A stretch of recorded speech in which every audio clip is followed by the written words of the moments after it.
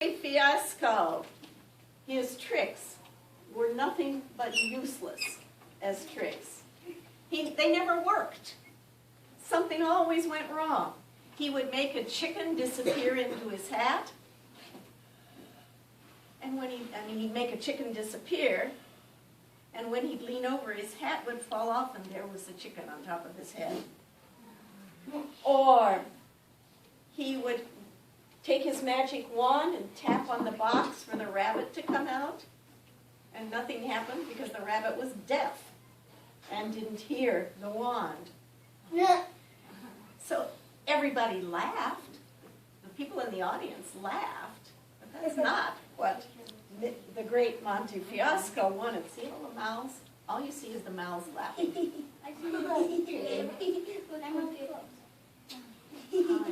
There's going to be other pictures with mouths. I don't want them to laugh, he said. I want them to be amazed at my brilliance. And, for example, just as he was about to pick the secret card that somebody had chosen, his sleeve dumped out all the secret cards that he had hidden. That's the same picture that's on the front. Or when he pulled a bunch of flowers out of his sleeve or a hat or something, all the petals fell off. These tricks, he said, they're broken. Everything's useless. And he was miserable. But the audience loved it. They didn't want to tell him that he was useless, especially when he was so much fun. Sometimes he would end his show almost in tears. But no one ever realized that, because the more mistakes he made, the more they laughed. But the great Monte Fiasco, whom everybody loved, didn't have anybody for himself to love. He would go back to his empty house. He had two scruffy pigeons, the old chicken that kept falling out of his hat, and Bert the deaf rabbit. He said to them, "What's going to happen to us?" Well, Bert said nothing because he couldn't hear anyway. And the pigeons and the chickens said they didn't say anything because they didn't understand the noise that this crazy guy was making. But they could tell he was sad. So the chicken and the pigeons jumped up on his shoulder and were kind of cooing against him, which tried to cheer him up. But of course it didn't, because they pooped on his shirt.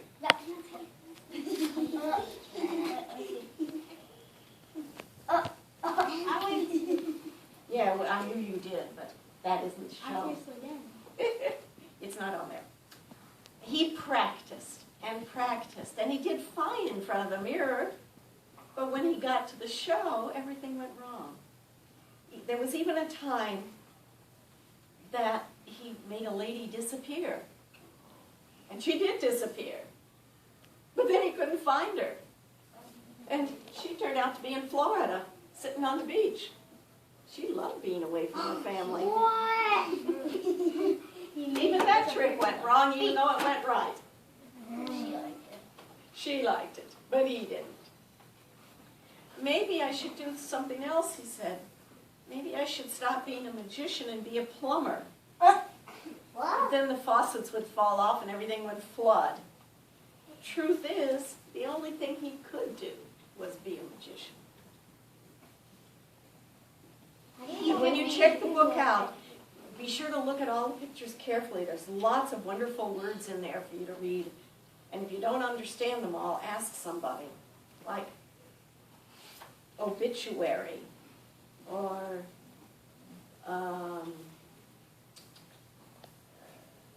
I guess the rest might know those, the rest of them.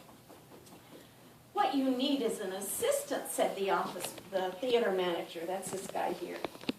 The theater manager said, you need an assistant. Magicians always have an assistant. Who want to work with me? Well, put up a notice and you'll find out. So he put up a notice in the window of the general store and waited.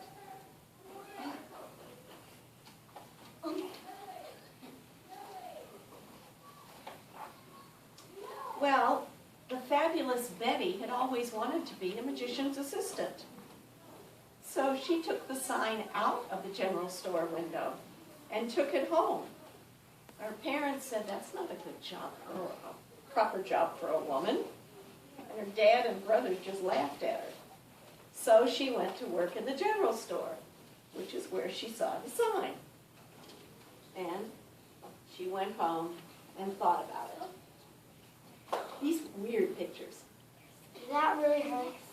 I didn't see the picture. I didn't see it. This is she. That's her mom. This is I didn't. Yeah, the pictures are weird. They're skinny and fat and strange hair.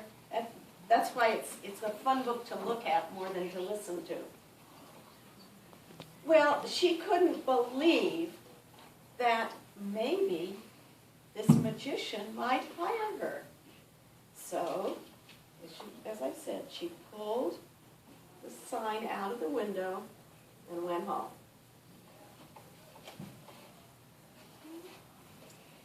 She sat for a week staring at that sign. 3 times she put her coat on to go over to the magician's house, and 3 times she got scared. And meanwhile, the great Monte Fiasco sat at home, sad that nobody came. But he wasn't surprised. And then one night, somebody knocked at the door. And he opened it. And it was. She was there. And she was kind of shy, and she said, I'm interested in that job, but you probably had hundreds of people apply since you're so famous. Well, he may have been the worst magician in the world, but he wasn't a liar. He was sweet and honest, and he told her that she was the first one to come. So they had a cup of tea, and the 2 pigeons and the chicken flew in and sat on Betty's shoulders. They didn't move. Bert the rabbit sat near her feet, and they all loved her. And so the great Monte Fiasco said, can you start on Monday? You look kind of like the lady in the general store. So then they have the show with the lady. And it's a sellout. The crowds can hardly wait to get in. It's such a sellout that the circus, which is coming to town, has been canceled because everyone wants to go see the great Monte Fiasco. So they do. Now, when he leaned forward and his hat fell off, the chicken did fall out. And not only that, the chicken lay an egg that broke on the floor, just where Betty was taking her bow. And Betty slipped on the egg and grabbed the nearest thing, which was the great Monte Fiasco's pants.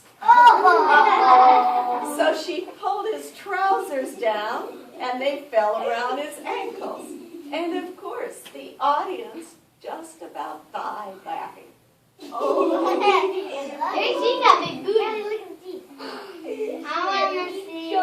are all the people laughing.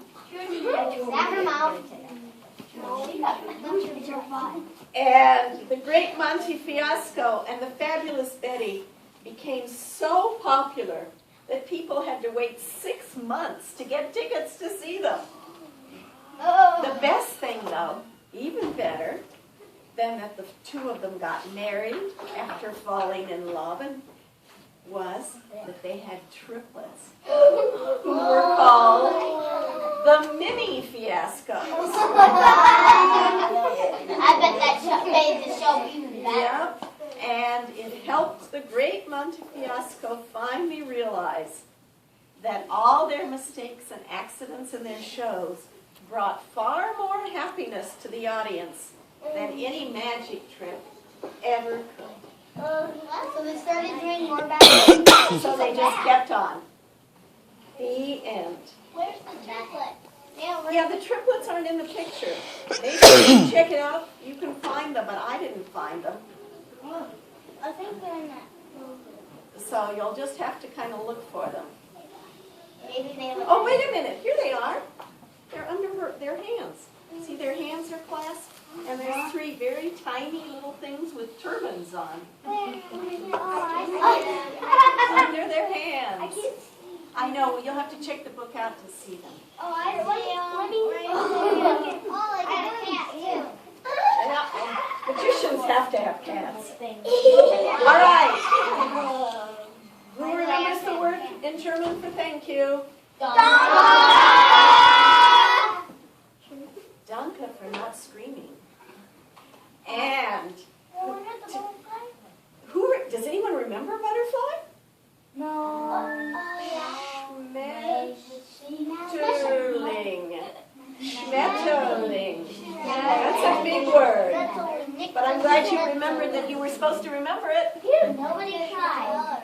Okay, that's enough.